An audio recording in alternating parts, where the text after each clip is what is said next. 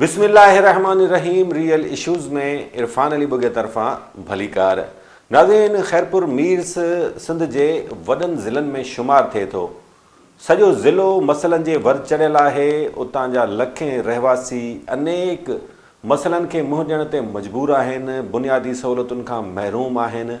किथे पाणी जो मसइलो आहे त किथे बिजली ऐं गैस न आहे, रोड रस्ता उखड़ियल आहिनि, तालीमी इदारा तबाह आहिनि, अस्पतालुनि में दवा ऐं डॉक्टर्स न आहिनि। त वरी जेकॾहिं हेडक्वार्टर वारे शहर जो जाइज़ो वठूं त उते पिणु अवाम साॻिया मसइला भोगण ते मजबूर आहे। तव्हांखे ॿुधायूं त हेतिरा महीना गुज़रण जे बावजूदि शहर जा केतिरा ई अहिड़ा इलाइक़ा आहिनि जिते अञा ताईं बरसाती पाणी बीठल आहे। जॾहिं त शहर जे मुख़्तलिफ़ इलाइक़नि में गंदगी तमामु वॾो मसइलो बणियल आहे। किन इलाइक़नि में पीअण जो पाणी नथो मिले। खैरपुर जी अस्पताल में सहूलियतुनि जी अणहूंद आहे, पर इन समूरी सूरत हाल में उतां जा जेके चूंडियल नुमाइंदा आहिनि, अवाम जो इहो चवणु आहे त उहे उन्हनि खां लातालुक़ बणियल आहिनि। चूंडियल नुमाइंदनि ते इल्ज़ाम आहे, ख़ासि तौर सैद काइम अली शाह, नफ़ीसा शाह, महरीन भुट्टो, मुनवर वसाण ऐं ॿिया जेके ख़ासि तौर पीपुल्स पार्टी सां तालुक़ु रखंदड़ चूंडियल नुमाइंदा आहिनि, उन्हनि मथां अवाम असांखे काविलियल नज़र अचे थो। अवाम जो चवणु आहे त जॾहिं इलेक्शन वेझी ईंदी आहे त इहे चूंडियल नुमाइंदा संदन वटि लंघे ईंदा आहिनि, मिंथूं कंदा आहिनि, वेही रहंदा आहिनि त असांखे वोट ॾियो, तमामु सरगर्म थी वेंदा आहिनि। पर हिन वक़्तु जॾहिं अवाम शदीद मसइलनि खे मुंहुं ॾियण ते मजबूर आहे त इहे चूंडियल नुमाइंदा ॻोल्हिया नथा लभनि। ॿिए पासे इहो पिणु चयो वञे थो त इन्हनि चूंडियल नुमाइंदनि शहरनि खे कामोरनि जे रहम करम ते छॾे ॾिनो आहे। अरबें किरोड़े रुपयनि जूं बजेटूं हुजण जे बावजूदि शहर जा मसइला हल नथा थियनि ऐं इहे पिणु इल्ज़ाम लॻाया वञनि था त मुख़्तलिफ़ जेके खाता आहिनि उन्हनि जूं बजेटूं अवाम ते ख़र्च थियण बदिरां हाउसनि ते ख़र्च थी रहियूं आहिनि।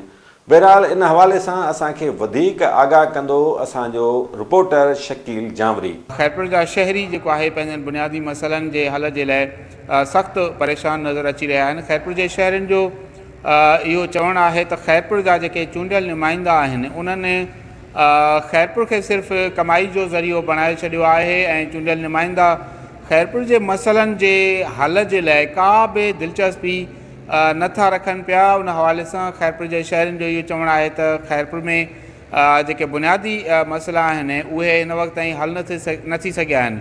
खैरपुर में पीअण जो मिठो पाणी हुजे, सफ़ाई सुथराई हुजे, रोडनि रस्तनि जी हालति इंतिहाई ख़राबु लॻी पई आहे। उन सां गॾु जेके आहिनि तालीम ऐं सिहत जा जेके इदारा आहिनि उहे बि बिल्कुलु तबाह थी चुका आहिनि। शहरनि जो इहो चवणु आहे त जेके सरकारी इदारा आहिनि उते जेके सरबराह विहारिया वञनि था उहे नाअहल ऐं निकमे क़िस्म जा ऑफिसर जेको आहे रखाया विया आहिनि ऐं उहे सिर्फ़ु जेके सियासी हाउस आहिनि उन्हनि जी जेको आहे रौनक बणियल हूंदा आहिनि ऐं जंहिं करे जेके आहिनि उहे ऑफिसर कंहिं बि आम माण्हू सां मिलण या उन्हनि जा मसइला हल कराइण में का बि दिलचस्पी नथा रखनि। मां इहो बि तव्हांखे ॿुधाईंदो हलां त खैरपुर जेको आहे उहो अॻूणे वज़ीर आला सैयद काइम अली शाह जो आबाणो शहर आहे ऐं हिन वक़्तु जेके चूंडियल नुमाइंदा आहिनि उन्हनि में सैयद काइम अली शाह, MNA नफ़ीसा शाह हुजे या ॿिया जेके चूंडियल नुमाइंदा आहिनि उहे बि का ख़ासि दिलचस्पी हिते नथा रखनि। उहे उनजी रिहाइश जेका आहे उन्हनि जो घणो वक़्तु जेको आहे कराची, इस्लामाबाद या मुल्क खां ॿाहिरि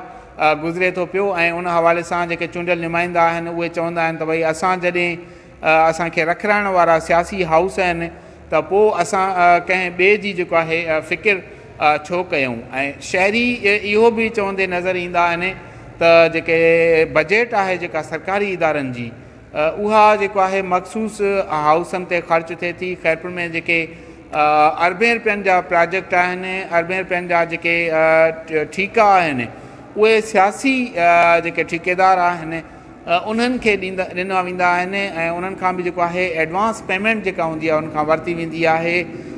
यानी 50% जेको आहे उहो उनखां रिश्वत वठी उनखां बाद में उन्हनि खे ठीका हवाले कया वेंदा आहिनि। नाज़रीन, असांजो खैरपुर जो ज़िले रिपोर्टर शकील जामरी चूंडियल नुमाइंदनि जी लातालकी सबबु अवाम कीअं परेशान आहे उन हवाले सां आगाह करे रहियो हो। असांजे रिपोर्टर कुझु खैरपुर जे शहरनि सां ॻाल्हि ॿोल कई आहे। हू छा था चवनि, हू पंहिंजनि मसइलनि बाबति कहिड़ा मुतालबा पेश कनि था, चूंडियल नुमाइंदनि जी कारकर्दगी मां हू केतिरो ख़ुशि आहिनि या मुतमिन न आहिनि। अचो त संदन ॻाल्हियूं ॿुधूं। सां इहो जेको रवैयो आहे उहो सरकारी सतह ते दानिस्ता जेको आहे रहियो आहे, वफ़ाक़ी सरकार हुजे, सूबाई हुकूमतूं हुजनि, उन्हनि जो रवैयो ख़ैरपुर जे अवाम ॾांहुं मुजरमाणो रहियो आहे। उनखे फैसिलिटेट करण जे बजाए ख़ैरपुर जे तालीम खे, ख़ैरपुर जे शऊर खे, ख़ैरपुर जी जेका पोटेंशियल आहे उन्हनि खे सदाई पोइते रखण जो जेको हुनजो ट्रैक रिकॉर्ड आहे उहो स्टिल कंटिन्यू आहे। ऐं हिन वक़्तु तव्हां हाणे कोई ॾिसो जेके बि वफ़ाक़ी इदारा आहिनि, जंहिंमें रेलवे आहे, वापडा आहे ऐं ॿिया इदारा आहिनि, उन्हनि जो ख़ैरपुर जे अवाम जे लाइ बिल्कुलु अखियूं ॿूटे छॾियूं आहिनि ऐं उन का फैसिलिटेशन ॾियण लाइ तयारु न आहिनि, जंहिंजे करे ख़ैरपुर जी तिजारत ते, कारोबार ते ऐं बाक़ी समाजी ज़िंदगीअ ते जेको आहे इकोनॉमिक ते तमामु बुरा असर था पवनि।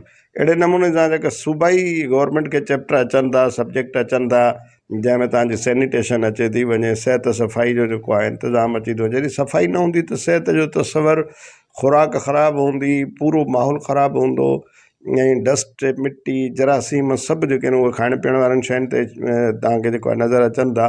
त इन में जेके गवर्नमेंट जा इदारा आहिनि जिन जी ज़िम्मेवारी आहे उहे बिल्कुलु पंहिंजे करप्शन में, पंहिंजे ॿियनि जेके उन्हनि में पूरा आहिनि। जेकर पब्लिक हेल्थ वारनि ॾे काफ़ी दोस्त अचनि वञनि था पिया, ऑफिसर टपनि था पिया, त कंहिं बि तकलीफ़ कान कई गाॾी कोन लही त भई हिते कोई इंसान था रहनि या जानवर था रहनि, सम्झो था। उन खां बावजूद बि असांजे काफ़ी डिस्पोजल वेझो बि आहे त पंहिंजो जमाली ॻोठ तव्हांजे साम्हूं अलाए केतिरियूं बीमारियूं सिर्फ़ु हिननि पाणी जे करे, बरसाती पाणी खां पोइ अलाए केतिरियूं बीमारियूं जेको आहे पंहिंजी पैदा थी वञे थो, सम्झो सिर्फ़ु हिन जे करे। जे वक़्ती तौर माना एट ए टाइम अगरि निकिरे हा त काफ़ी माना जेको आहे बीमारियूं न थियनि हा। हिननि जे करे अलाए केतिरा मासूम ॿार बीमार थिया, केतिरा बीमारियुनि में जेको आहे न मतिलबु फौत थी विया आहिनि। काफ़ी नुक़सान, लखे रुपए नुक़सान थियो आहे। उहा बि का माली मदद न आहे कंहिं बि शइ जी। ॾिसो था पिया त केतिरा हिते मिसकिन वेठा आहिनि जेको माना ॿ टाइम खाइण जे लाइ बि माना परेशान, तो जॻहियूं किथां ठाराए जी अस्पताल जेकी माना एतिरे करोड़नि रुपयनि जी बजट सां, करोड़नि रुपयनि सां जेके आहे त तयारु कई वई आहे, अरबनि रुपयनि सां तयारु कई आहे। उन में जेकी आहे हिकिड़े 5 रुपयनि जी, 10 रुपयनि जी जेकी सुई आहे जंहिंखे असां सिंध चवंदा आहियूं, उहा बि नथी मिले, न दवा थी मिले, उहा बि माना पर्ची ठाहे ॾिनी थी वञे। न डॉक्टर आहिनि सिविल अस्पताल में, जे न तो न जेके रस्ता आहिनि, न उहे जेको आहे उते सिक्योरिटी गार्ड आहिनि, जेके उते वञे त पार्किंग जे हिसाब सां उते 20-30 रुपया अलॻि सां भरणा था पवनि।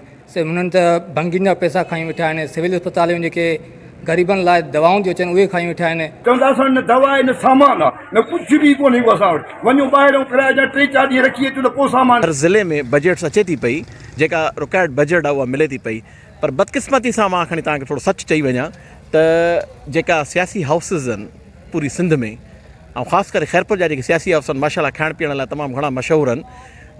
सम्झी त विया हूंदो मां कहिड़े सियासी हाउसनि लाइ थो ॻाल्हायां। ख़ैरपुर जा सभु सियासी हाउस जेके आहिनि न इन रंग में रंगियल आहिनि। मां सिर्फ़ु हिकिड़े सियासी हाउस लाइ नथो चवां, सभिनी सियासी हाउसनि लाइ थो चवां।